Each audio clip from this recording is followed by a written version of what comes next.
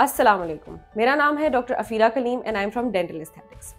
आज जिस टॉपिक पे हम बात करेंगे वो है कि अगर आपके दांत के अंदर पेन हो या आपको किसी दांत में से पस निकल रही हो या आपके दांत के ऊपर कीड़ा लगा हुआ हो, यानी कि जिसको हम कहते हैं डेंटल केरीज लगी हुई हो, तो आपको उस दांत का क्या इलाज करवाना चाहिए।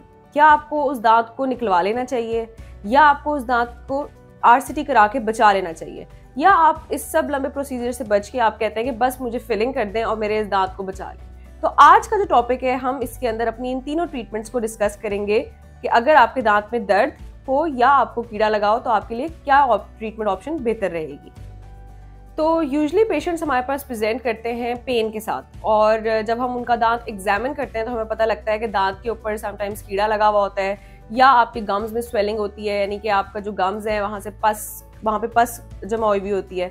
तो इन सब केसेस में आपको जो ट्रीटमेंट ऑप्शंस जो डेंटिस्ट प्रिस्क्राइब करता है वो कुछ 3 से 4 होती हैं। या तो वो आपको कहेगा कि आप अपना दांत निकलवा लें, या आपके दांत को वो आरसीटी करके डेड करके उस दांत को बचाएगा, या उस दांत के ऊपर फिलिंग होगी। तो अभी हम डिस्कस करते हैं कि किस किस सिनेरियो में आपके लिए कौन सा ट्रीटमेंट ऑप्शन बेस्ट रहेगा। सबसे पहले हम डिस्कस करते हैं एक ऐसा पेशेंट जो कि डेंटिस्ट के पास प्रेजेंट करता है और कहता है कि मेरे दांतों में मुझे ठंडा लगता है और समटाइम्स मीठा लगता है, और जैसे ही मैं कोई मीठी चीज़ खाता हूँ या मैं कोई ठंडी चीज़ खाता हूँ मुझे एकदम से सेंसिटिविटी होती है, लेकिन वो सेंसिटिविटी जो है वो सिर्फ उस दौरान ही होती है जिस टाइम मैं वो कोई चीज़ खा रहा होता हूँ। उसके बाद मेरी जो पेन है वो लंबे अरसे तक नहीं चलती, लंबे टाइम तक नहीं चलती, लेकिन सिर्फ खाते टाइम मुझे इशू आता है। तो इस सिनेरियो में डेंटिस्ट सबसे पहले आपके दांत को एग्जामिन करेगा। एग्जामिन करते वक्त 2-3 चीज़ों का ख्याल रखा जाएगा। एक, वो ये देखेगा कि जो आपका एक्सरे लेगा सबसे पहले आपका डेंटिस्ट, और वो ये देखेगा कि आपका जो दांत में जो डिके है, जो कीड़ा लगा हुआ है, वो आपके क्राउन पोर्शन के सिर्फ इनेमल या डेंटिन पार्ट तक अफेक्ट कर रहा होगा। हमने पहले भी कुछ वीडियोस में डिस्कस किया हुआ है कि आपके दांत की जो है वो 3 लेयर्स होती हैं। सबसे ऊपर जो आपकी प्रोटेक्टिव लेयर होती है वो होती है इनेमल, उसके बाद आती है आपकी डेंटिन की लेयर, और सबसे अंदर जो लेयर होती है वो होती है आपकी पल्प की लेयर, जिसके अंदर आपके दांत की सारी नसें और आपकी ब्लड वेसल्स होती हैं। तो अगर तो डेंटिस्ट एक्सरे में ये बात एग्जामिन कर लेता है कि आपकी जो कीड़े का पार्ट है, जो इन्फेक्टेड पार्ट है, वो सिर्फ और सिर्फ इनेमल और डेंटिन के ऊपर हिस्से तक इन्वॉल्व है, तो उस सिनेरियो में डेंटिस्ट आपके दांत के ऊपर सिंपल फिलिंग करके आपके दांत को बचा सकता है। यानी कि आपको ना रूट कैनाल करानी पड़ेगी और ना ही आपको अपने दांत को एक्सट्रैक्ट कराना पड़ेगा। अब ये सब कुछ उस केस में हो सकता है कि अगर आप अपने डेंटिस्ट को अर्लीस्ट अपनी सिम्टम्स पे विजिट करें, और अगर आपको जैसे ही कोई पेन के सिम्टम्स आना शुरू हुए आप फौरन से डेंटिस्ट को दिखाएंगे तो आपका दांत जो है वो सिंपल फिलिंग से भी बच सकता है। अब हम दूसरा केस डिस्कस करते हैं जिसके अंदर पेशेंट कहता है कि मुझे ना सिर्फ ठंडा लगता है बल्कि मुझे गर्म भी लगता है, और मेरे जो दांत की जो दर्द है वो ऐसा ज़रूरी नहीं है मैं कुछ खाऊं तो शुरू हो, मुझे बैठे बैठे भी दर्द शुरू हो जाती है। मैं जब रात को लेटता हूँ, सोता हूँ, तो मेरे लेटने से दर्द मेरी बढ़ जाती है, और जो दर्द है ये कम से कम मुझे 20 से 25 मिनट तक तंग करती रहती है। ठीक है, इस सिनेरियो में बहुत हद तक चांस है कि जो आपका जो इन्फेक्टेड पोर्शन है, यानी कि जो आपको कीड़ा लगा हुआ है, वो आपके ना सिर्फ डेंटिन तक बल्कि आपकी पल्प के रीजन तक भी पहुंच चुका हुआ है। अब पल्प मैंने आपको बताया दांत का वो हसास पोर्शन है जहां पे आपके दांत की सारी नसें और ब्लड वेसल्स प्रेजेंट होती हैं। अब ऑफ कोर्स अगर आपकी नस वाले एरिया, यानी कि आपके नर्व्स वाले एरिया को कोई कीड़ा हर्ट कर रहा है, डैमेज कर रहा है, तो वो वाला एरिया आपके लिए कंटिन्यूअस पेनफुल हो सकता है। इस सिनेरियो में डेंटिस्ट सबसे पहले जो आपको एक ट्रीटमेंट ऑफर करेगा वो होगा रूट कैनाल ट्रीटमेंट, यानी कि आपके दांत को डेड करके उसको बचाया जाए। लेकिन रूट कैनाल ट्रीटमेंट तब तक पॉसिबल है जब तक आपका क्राउन पोर्शन इन्वॉल्व है और आपका जो रूट पोर्शन है वो अभी भी हेल्दी है, यानी कि आपका जो डैमेज्ड हिस्सा है वो सिर्फ आपके क्राउन तक इन्वॉल्व है और आपकी जो नीचे की बोन है, जो रूट है, वो हेल्दी है।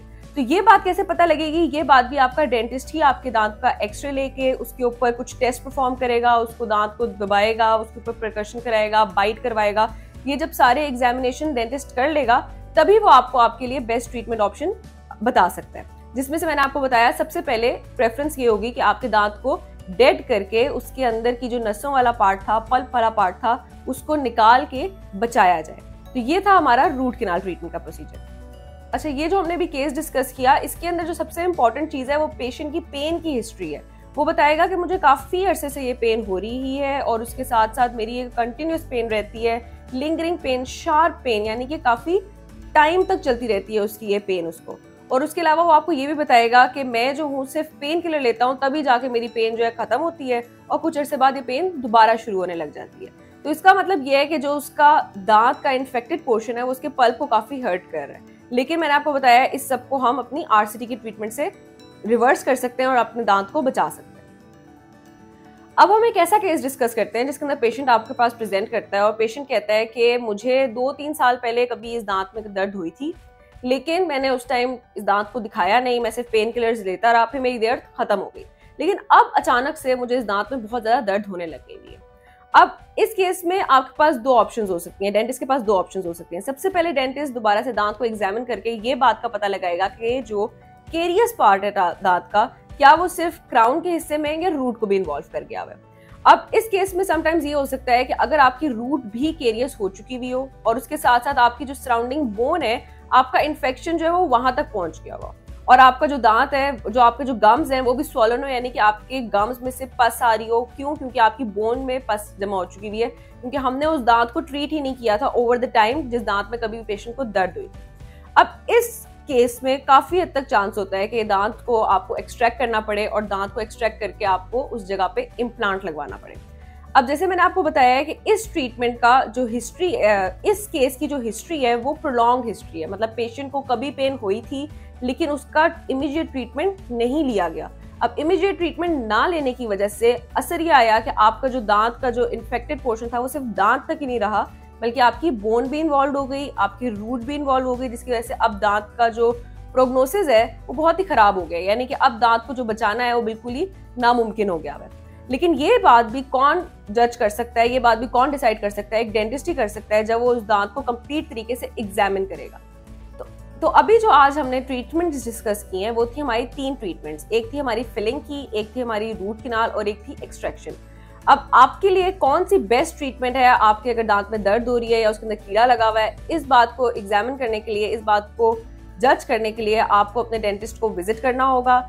और मैंने आपको पहले ही बताया है कि जितना आप जल्दी अपने डेंटिस्ट को विजिट करेंगे उतना जो आपका ट्रीटमेंट प्लान जो बनेगा वो एक तो सबसे पहले लेस कॉस्टली बनेगा, दूसरा लेस पेनफुल बनेगा, तीसरा लेस प्रोलॉन्ग बनेगा।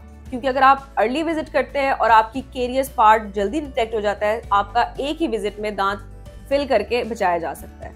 नेक्स्ट, अगर आप उसको डिले करते चले जाएंगे, आपकी जो केरियस पार्ट्स हैं वो बढ़ते चले जाएंगे। मतलब कीड़ा जो है वो खुद नहीं रुकता, कीड़ा तब तक चलता रहेगा जब तक आप उसको ट्रीट नहीं करवाएंगे, अनटिल अनलेस आप अपनी हाइजीन को बहुत ही बेहतर रखें और उस कीड़े को वहीं पे स्टॉप करवा लें।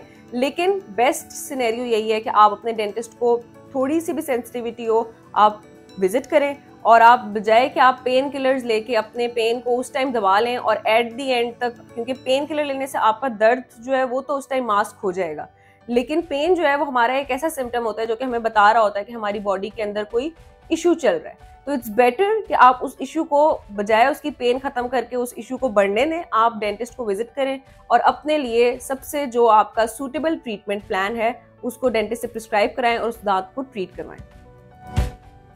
तो अगर आपके भी कोई क्वेश्चंस हो रिगार्डिंग फिलिंग, रूट कैनाल या एक्सट्रैक्शन, या अगर आप डिस्कस करना चाहते हैं कि आपके दांत में पेन है और आपके लिए बेस्ट पॉसिबल ट्रीटमेंट कौन सी रहेगी, तो आप हमने कमेंट सेक्शन में पूछ सकते हैं। टिल देन स्टे ट्यून, अल्लाह हाफिज।